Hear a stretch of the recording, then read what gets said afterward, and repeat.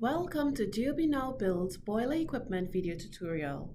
In this video, I'll be submitting a boiler equipment job filing using the example of a replacement of a boiler. First, log into DOB Now Build.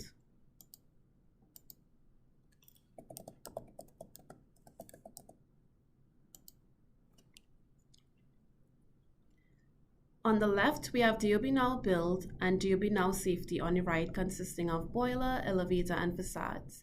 In this example, we'll have to log into DOB Now Build. At the top right, I can see that I'm logged in as the applicant of record with a Need Help and Sign Out shortcut link at the bottom. Select Plus Job Filing from your dashboard action buttons, and then select Boiler Equipment from the list of available work types. This cannot be multi-selected with any other work type in DOB Now. You do have the option to add another work type as a subsequent job filing. Click Next, and then select your scope of work category. We'll select Replacement because we're replacing the boiler. Select Submit to move forward. Your electronic job filing is now displayed with all of the paper forms you're used to on the left. We will then select Boiler Equipment as our component and then proceed. The little checkbox on the top of the collapsible header indicates that this section is complete. We must complete the first 5 sections in order to save and generate our job number and status bar. So that's what I'm going to do now. I'm going to search by address in this example.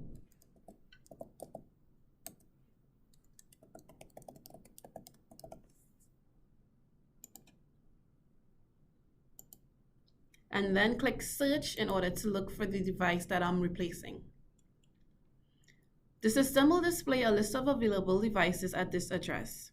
Pay attention to the boiler status in order to select a device to add to your job filing. This one says active. I'm going to say it was oil and gas, and then I'll select the plus button to add this to my job filing. You could add up to 10 devices per job filing. So if I needed to add another one, once it's the same source, I could do so and then select the checkbox. In this example, I'm only going to add 1 device.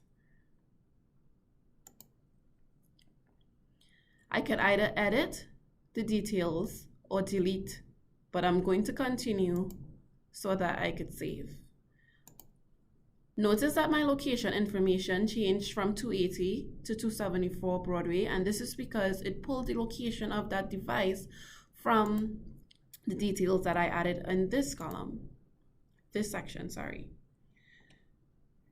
So these fields are grayed out. I can't edit, however, I can add my work on floors. I'm going to say basement, and depending on your location, you may need to provide a description of location. Here I did not have to do so. I'm just going to type demo and then click add.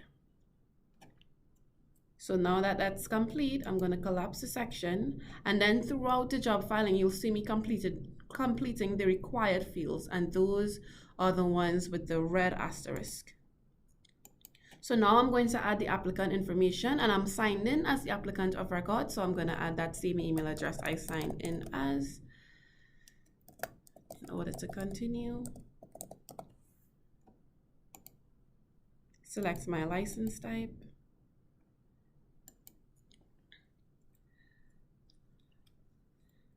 And you would see that it's auto-populating the grayed out fields. You must select the email address from the blue drop-down in order to populate those fields, as you see here. By selecting your license type, it provides your license number. So if you're typing in an email address and it's not coming up, it's because you didn't select the blue drop-down or they have problems in e-filing. So be careful with that. And if you don't see the license type, it's because it didn't register under that license with the associated email in e-filing as well. So check with that with the unit. Business name as well also auto-populates the other fields. Owner information, the same rule applies. I'm entering the email address of the owner who must be registered in e-filing, and I must select that email from the blue drop down in order to proceed. I'm going to say NYCHA. So by selecting NYCHA, those fees would be waived and I will have to provide my accuracy report. I am not going to add a filing rep because it's not required, but I'll also show you where the class 2 filing reps or delegated associates could be added to this job filing. So I'm on filing review type, and this is where you could see the system is sort of like a rabbit hole at times. By me selecting legalization, it really gives me other options. So if I say yes, then it asks me for the violation number. So I'm going to say it's new work, and then I'm going to select professional certification. And at this time, if I want to do an internal job filing, I cannot do that now because I already told the system I'm doing boiler equipment. I cannot uncheck this field. I would have to discard this job filing, head back out to my dashboard and create a new job filing from the top by selecting the new work type. This is because you're driving what the system displays by selecting boiler equipment out front. So you won't see questions related to concrete or curb cut when you select boiler equipment. And this is one of the benefits of having everything digitalized. You won't be providing unnecessary information. If you see something, it's because you need to do it. If you don't see it, it's because the system knew from the information you've entered on the PW1 zoning information sections and so forth. It means that you do not need to provide those elements. So I'm going to hit save now. Notice the system tells me that I cannot change my location information or filing review type. So I'm going to say yes. And pay attention up here, you would see my status bar and job filing number will appear once saved successfully.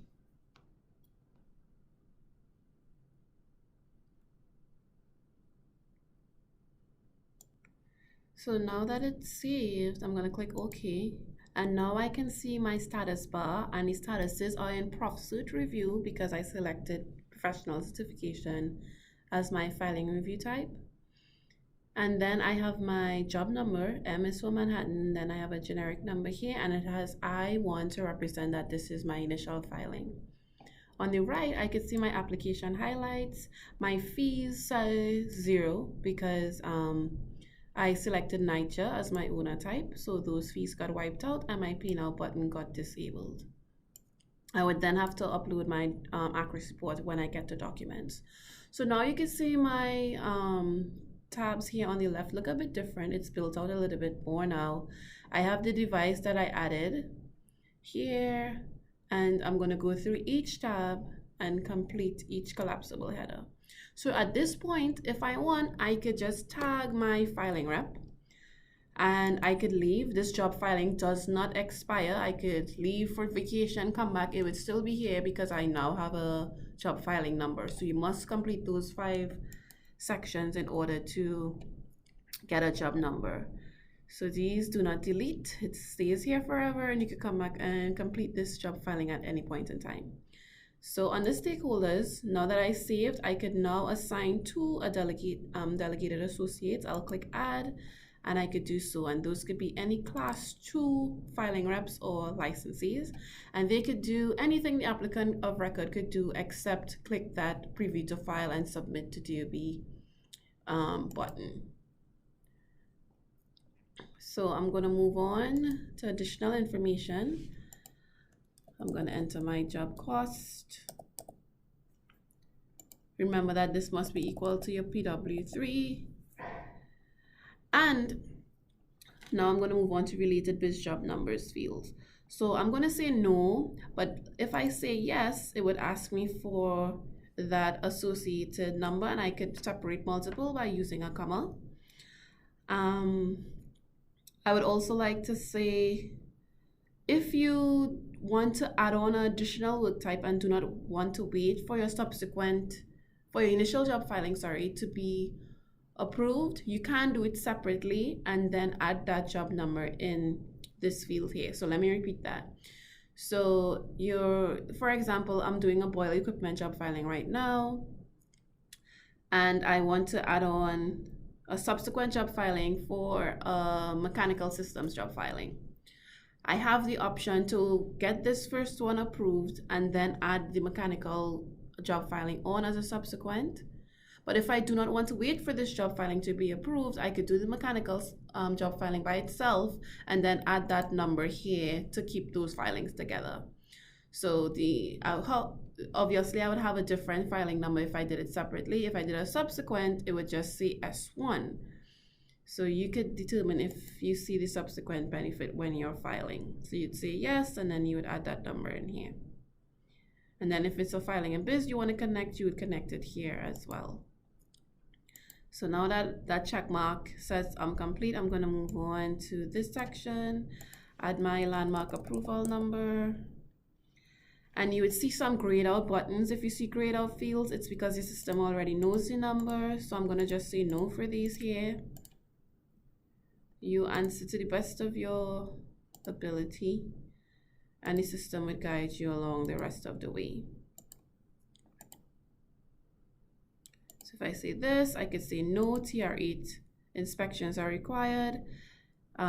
This notification would pop up. If I say yes, if you look on the left, my TR8 disappear. If I uncheck and I save, it would come back. So this is really just to show you that the system will guide you on what you need to provide to DOB.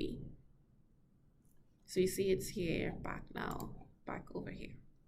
So I'm going to say no, so I have less tabs to complete. And I'm going to just fix this here so it's now complete. Job description, you must provide that. It's complete. Site characteristics, again, you would see radio buttons, some may be grayed out.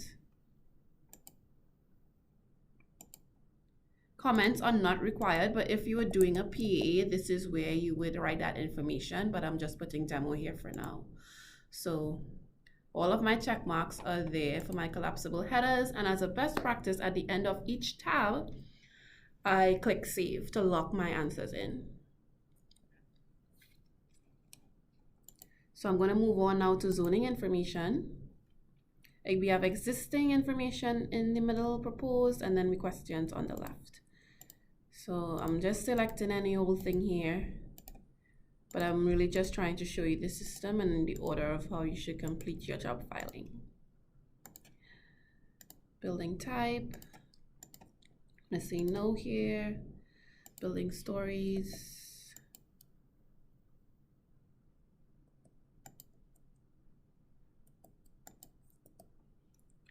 I'm going to scroll back to the top and hit save and lock that in.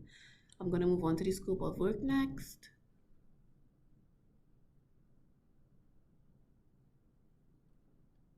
And click OK.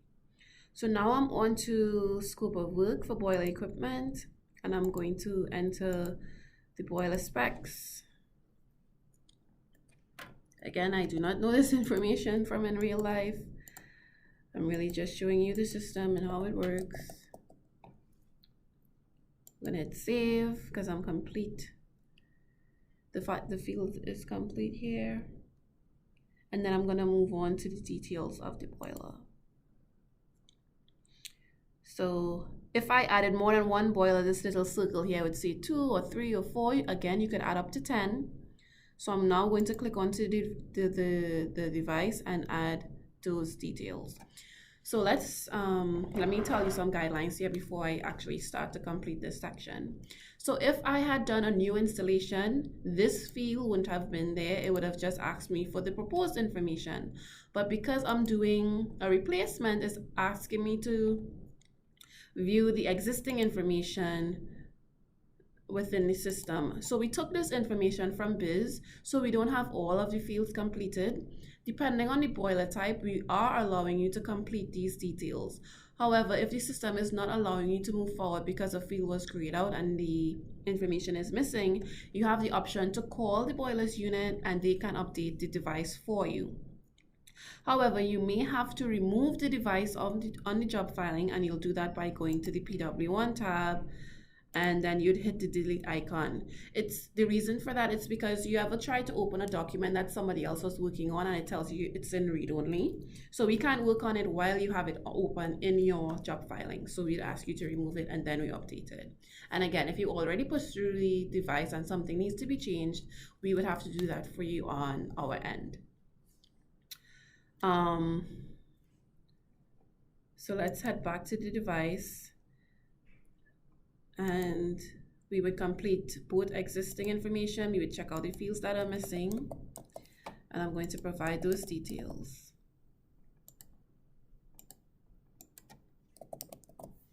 So I'm just completing the required fields as I move along. Again, this may be auto-populated. If it's not, you just complete the details if you can, and save as a best practice at the end of each tab.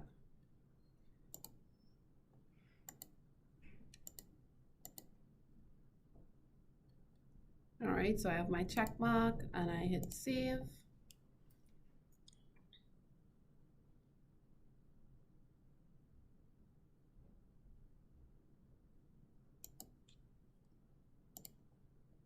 I'm going to do existing and proposed information now. So this is the information for the device that I'm installing.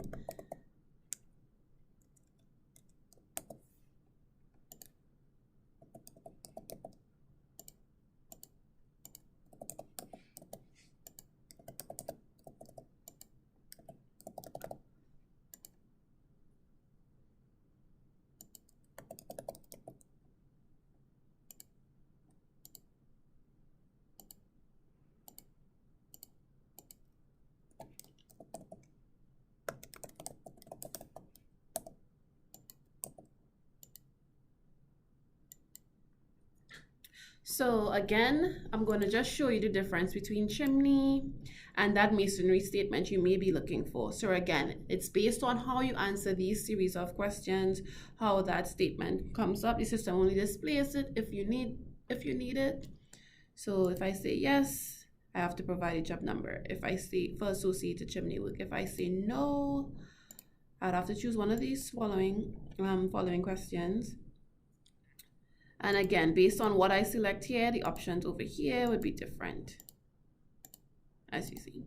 So if I do this, now my masonry chimney statement appears, and the email address to be entered here could be any design professional. You enter their email address, and once they have successfully registered in e-filing, that would come up, and they would log in and attest here. So now I'm going to show you the difference with vent. For vent, we just asked two questions. One question with the option. With the options, you have stainless steel and polypropylene. Yes, the vented material. So I'm going to say stainless steel. I don't have to add comments, and I'm going to hit save. But I missed a field. Okay, so now I have my check mark.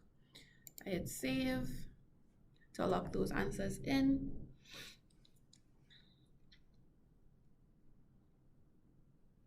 All right, so I've just completed my boiler details tab. Fuel burner. I'm going to select the type of fuel burner. If I do external, these additional fields appear. If I do integral, it doesn't. I'm taking the shorter way out. Moving on to fuel storage details.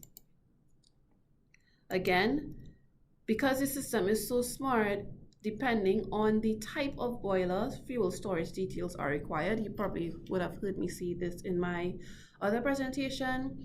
If you selected a gas boiler, it would know that you're doing pipelines and it wouldn't ask you for fuel storage details. But in this example, I selected a dual boiler, so it's showing me the fuel storage details.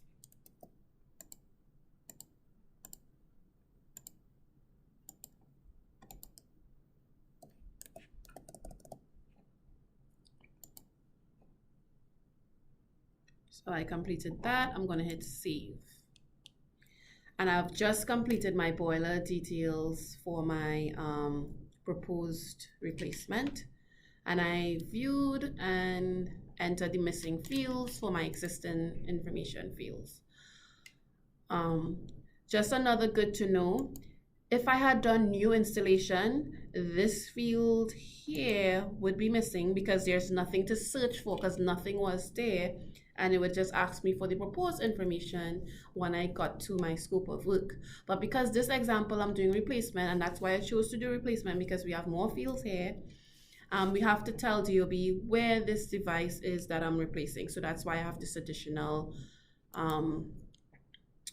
header here. So let's move on to PW3. And if you have seen the other work types that are available in DOB now, the rest of fields would be pretty much similar to be completed. It's all the same. So, but the other things that I covered is the different options for boiler equipment. So I'm going to add my cost details by clicking add, and remember my estimated job cost was 10,000. So I'm going to do the math here to complete that. The system will tell you that you cannot file if it's not the same. So again, I did 2 by 5,000 there, but if you wanted to break it down more, you could click add and you could do 1 by 5, 1 by 5, but I just did 2 by 5 there. I'm going to hit save to log that in and move on to my technical report to see what inspections the system says I should do. And these inspections are based off the information I entered in these fields here. So on my technical report 1, I have no special inspections and I have no progress inspections. However, if you do feel the need to add, you could click plus add, and there are a list of available inspections here that you could add, and then again you would add the inspector's email address using the same method by selecting from the blue drop down, and they would log in and sign and upload their seal and signature. All right, so I'm going to move on since I do not have any inspections. And if you do, I have other videos out here on YouTube on the DOB Now channel on how to do that. Documents. Let's see what the system says. And just a reminder, for technical reports, you cannot waive or defer inspections. If you see an inspection here, you must do it. But if you really think you're not supposed to do it for your particular job filing, you could use the DOB Now help form, and you could submit your case there and your reasons there, and we on the back end would delete that for you. But as of now, you cannot delete or waive these inspections the system displays. So on documents, we have the required documents tab and the additional supporting documents tab. So the system will display all of the required documents here for you. And you must upload these documents. It also tells you when you should do it. So most of these here say approval. One of them says prior to LOC. And then in this action column, you could actually waive or defer requests on documents. Some of them you could only waive, some of them you could only defer, some of them you could do both, and some of them you can't do anything at all. You must provide that document. And then in these additional supporting documents, if you have something to provide for us, you can do so by selecting any one of these options here, upload, and save that there. But I'm only going to do the required documents. I'm going to select the upload icon and then choose the file. So I'm going to select choose file. And this is my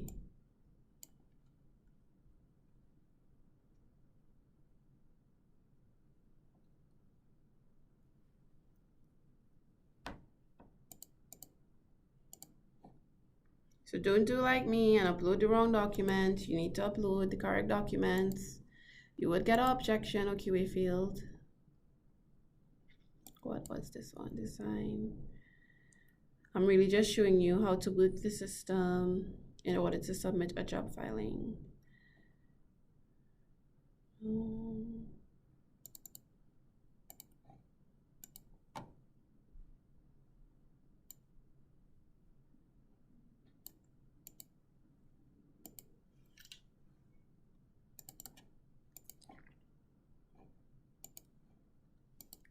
So upload all of your documents.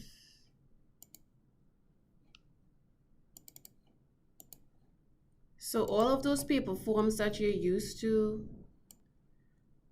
are now digitalized. So you would scan these documents you would have had on paper and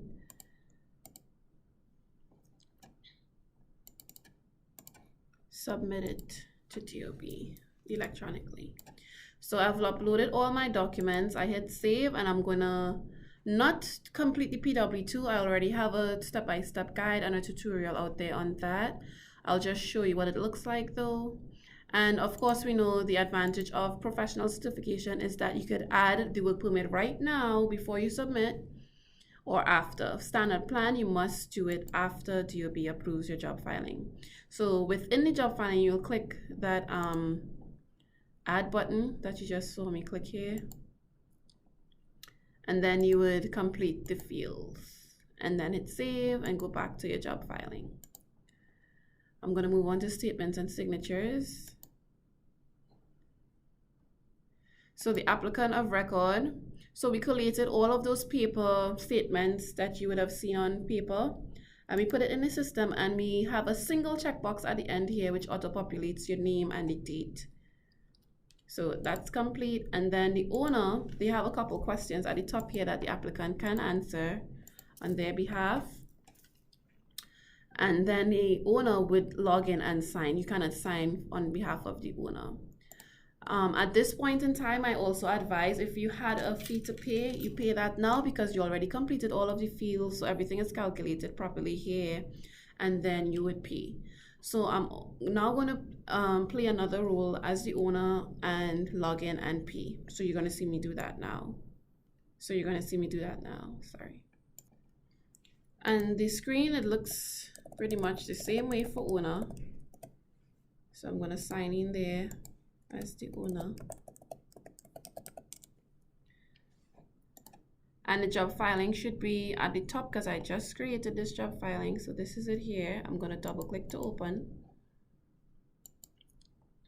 And just so good to know, you can always, instead of going through all of the tabs one by one to see what another person entered, you could always click view filing in order to view a PDF version of the entire job filing. So you can also browse through the job filing like this as well. Make sure your pop-up blocker is off when you attempt to do this. All right, and then you can head back to the job filing and sign where you need to sign. So the owner, is this the same job filing? Yes, it is. Did I hit? So I'm gonna scroll down and attest because I'm now in as the owner. Everything is good to go. So I'm going to hit save to lock that in, and then I'm going to pretend I'm going to call the applicant of record and tell them that I did my attestation and everything is good to go. So I'm going to flip back to the applicant of record screen and hit refresh so I could have the most updated version of this file. Notice it has a checkbox here now. And as a check, I'm going to hit preview to file to make sure everything is updated and nothing is missing.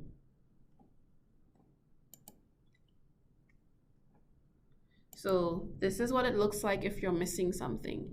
The tab would highlight a red exclamation mark and it would tell you the document that's missing from me because it was this document. So it says pending here. So I'm missing one.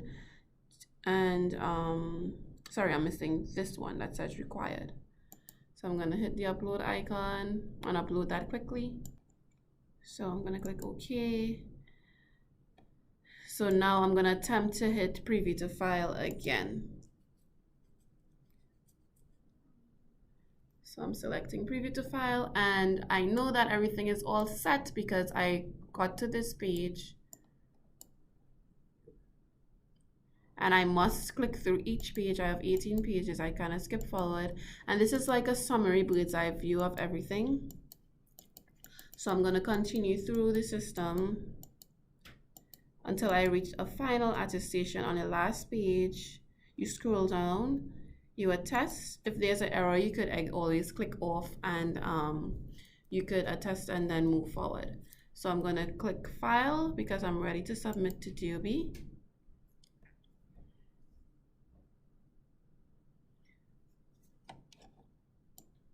So now that it successfully got submitted, my status bar went from pre-filing to pending Prof Cert QA assignment. At this point in time, I can make a correction. I have a quick window to make a change before it gets assigned to QA review. If it was standard plan, same rule applies. Before it gets assigned to a plan examiner, you have the option to make a correction. So I'll show you how to do that now. You would head to your dashboard, and this is free. It's not a PA, it's not an AI one. And when your job filing is still in the status, you could scroll across. You may have to scroll across. My screen is small, so I have to. And you select correction. You say yes to confirm. And it would say correction in progress. You would have to make your correction. Let's probably change our job description. I'll hit save.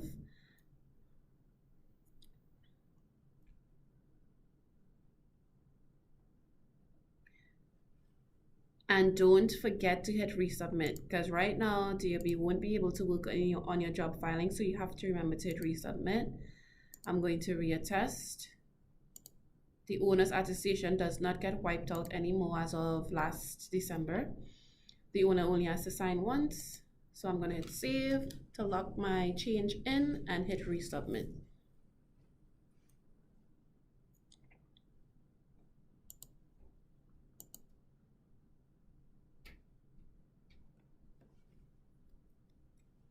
So the same PDF comes up again. You're going to click through to make sure everything is okay. And you submit that final attestation and hit file to send it back to DOB. So that's how you can make a correction as well.